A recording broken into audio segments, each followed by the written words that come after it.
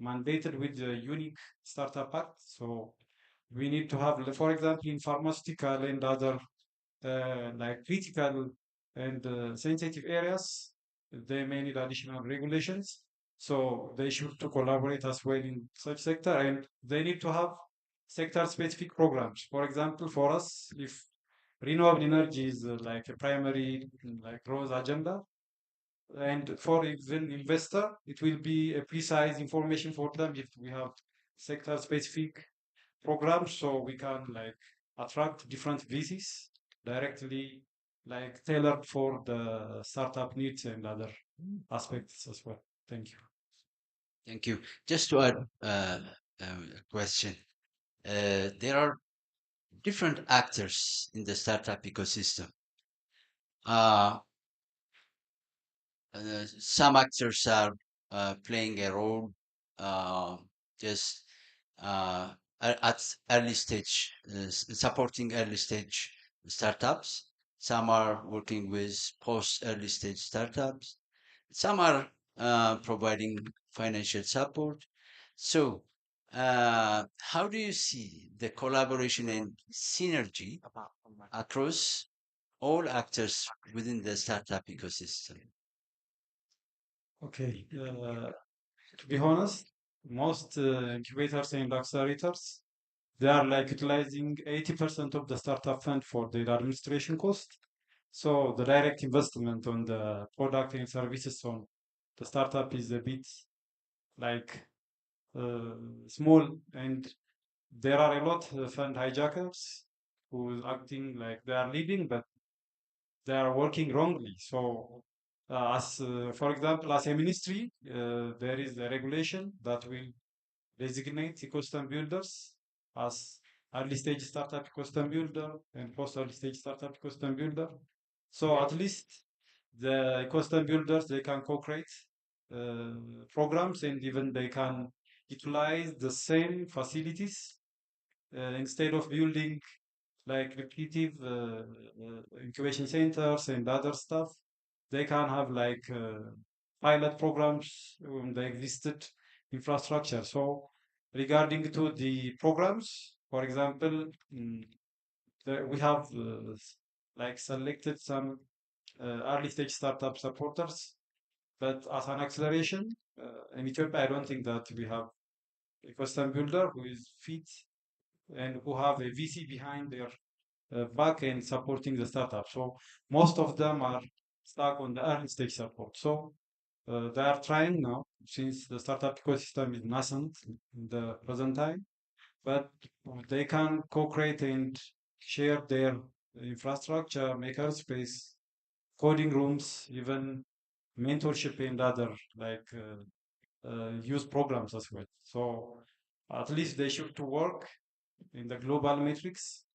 They need to know the phases and the cycle of the startup, at least in the early stage. But in the post early stage, as a country, we don't have that much VCs. So I don't think that they have that capability this time. They should to co-create and learn. But as I mentioned earlier, after getting the designation, they should to have like they should co-create programs and collaborate in the existing infrastructure. Okay, thank you. Uh, Brooke, uh, there is a talk of funding winter. What does this mean for founders and enablers? And how can they navigate this challenging time? I think it's a good question and a point that we all must know and discuss frankly because it's a season that we are facing currently. For example, if you ask me as from an ecosystem player from the CSO sector, we can look now currently the USA is not uh, releasing any more budgets for CSO startups or for CSO leaders. This is a very big bad news, but as Enderase, representing an organization that believes in innovation, creativity, and enlightenment, I see this as just an opportunity to untap your potential because we can look this from just from simple example. when you just graduate from high school and or from college, your parents will tell you that there is no any pocket money, there is no any help from us because it means you are capable of managing yourself and producing your wealth. So I think it's a time that we can use our potential, a time to see different kinds of opportunities to sustain our startups, innovations, and creativity. So just to mention some points, for example, from our experience, it has been 3 years since we started the youth association.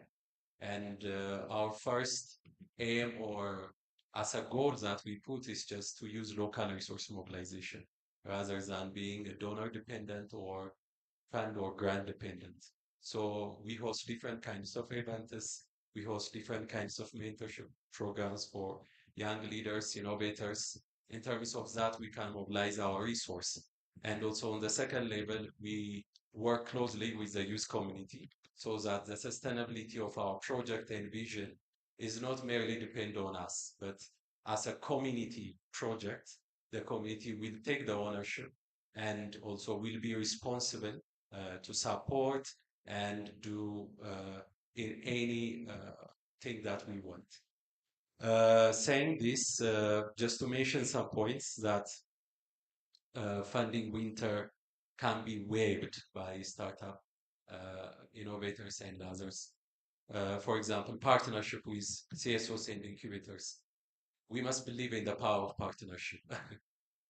Believing requires act. It's not about speaking or sharing that, oh, we need partnership, we have to partner. But really from starting from simplest partnership points, we can align with others and filling our gap uh, uh, using the strengths of the others. So we really must believe in the power of partnership. Partnership and mobilize different kinds of resource. We have been partnering and working with different UN agencies and other organizations in that we were able to mobilize different kinds of resources. At the same time, able also to achieve our activities without any fragility. The other point is building resilient and different kinds of business models, because I think it's just like a default state that our mind is set that if we create something innovation or a startup, we always have to wait someone to invest on us. No, that's not right. We must also have the business model that the startup can sustain and also to sell the value, the idea. That's mean innovation is means to create a new value that can influence, that can make a solution, and that can be also sold out. So there, I know different startups, innovators here.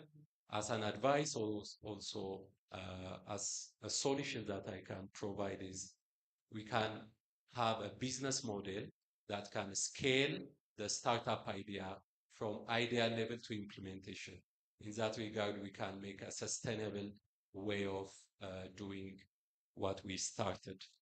At last, I want to say that it's a time for make a change because the world is changing at huge level. So looking up to that, we have to look up a new ways of doing things. The old way of doing things has passed. So we have to be hopeful and brightful to taste a new kind of ways that can sustain and produce results that can change the lives of people. Just Sorry, we're almost out of time. Should we take audience questions now, or do you want to finish? just one Yeah, final question. one final question. Sure. Uh, uh, just this question goes to Masarat. Uh, how can the audience reach you so that they can be able to use your offerings? There's here. We do have our platform, Investment. Please do go to the platform, sign up as a fundraiser if you are a startup, or sign up as investor. Anyone can be an equity crowdfunding platform. Anyone could be an investor, retail investor. So we have a website. There is a phone number, contact email on the website. I'm all over the social media. You can reach me on LinkedIn, Twitter, Instagram, you name it. So I'm, yeah, very easy to get a hold of. Thank you, Abi. Okay, thank you once again. We have websites in Innobiz, and additionally, we have a Startup Ethiopia platform that will give designation for all level of startup. So you can reach us in innobiz.et, and even you can find us with LinkedIn and social media, other even Telegram channel. We have Innobiz Telegram channel. So we have announcements on there regarding to post early stage programs, use programs. So you can access through Telegram and social media. Thank you. You can access, we are very active on LinkedIn with more than 4,000 followers, Enderase Youth Association. At the same time on Instagram, also you can check our Telegram page and website at enderaseyouth.org. Thank you. Thank you. Just for benefit of time, I can give an opportunity to ask just for Yeah. 2 or 3. 2 or 3 quick questions, maybe answers afterwards. Yeah. Oh, wow. Fantastic. Yeah. Start off with you. Yes.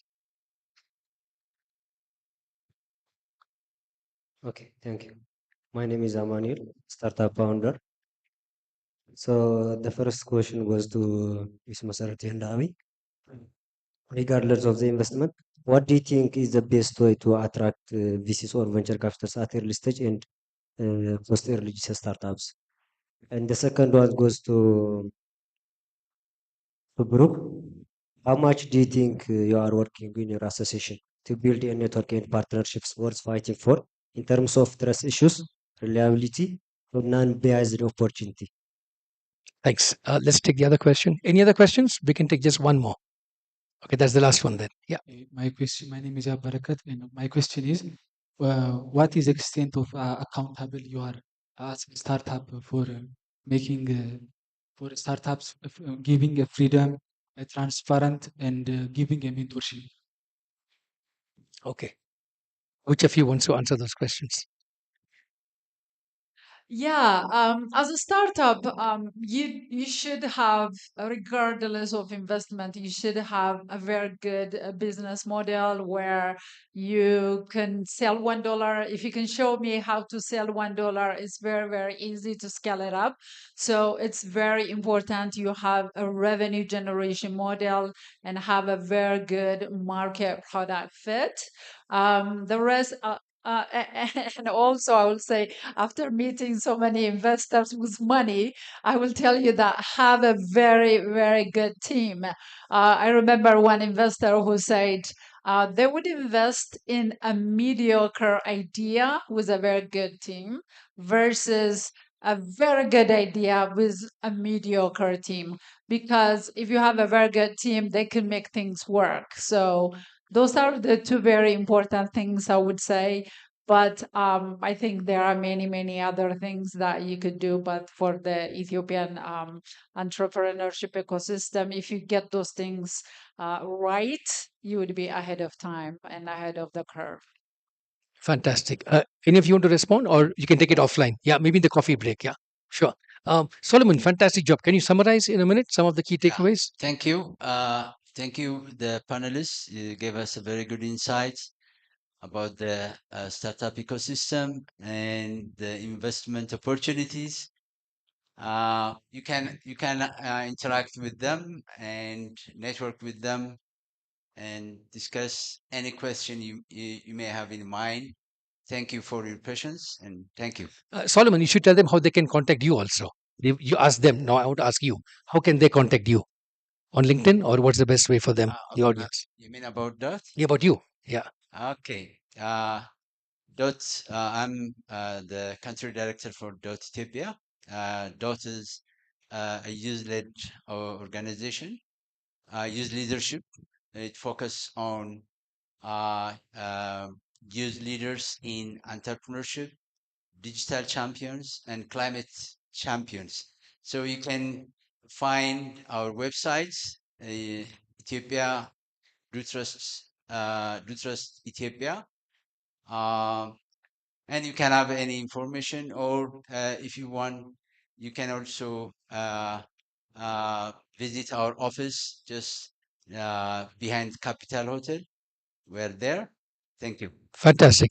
Solomon, Birek, Abhi, and Meseret, thank you so much. And also Abhi, Biruk, for your panel contributions. May I request you all to come to the front for a group photograph, and we then move on to our keynote address. Can we get the presentation ready for the next one? Yeah. So once again, a big round of applause to Solomon, Biruk, Abhi, and Meseret for a very inspiring session on creating the next wave of entrepreneurship and the next unicorns, hopefully, in Ethiopia and other parts of Africa. Thanks once again, and please join the audience. Let me now invite our next speaker before a coffee break to come up on stage. You heard her already in the opening panel in the morning talking about cybersecurity. Now she's going to give us full-fledged keynote address on cybersecurity. Will you all please welcome Fiona Asonga, CEO of TESPEC, Technology Service Providers Association of Kenya, to please come up on stage and give us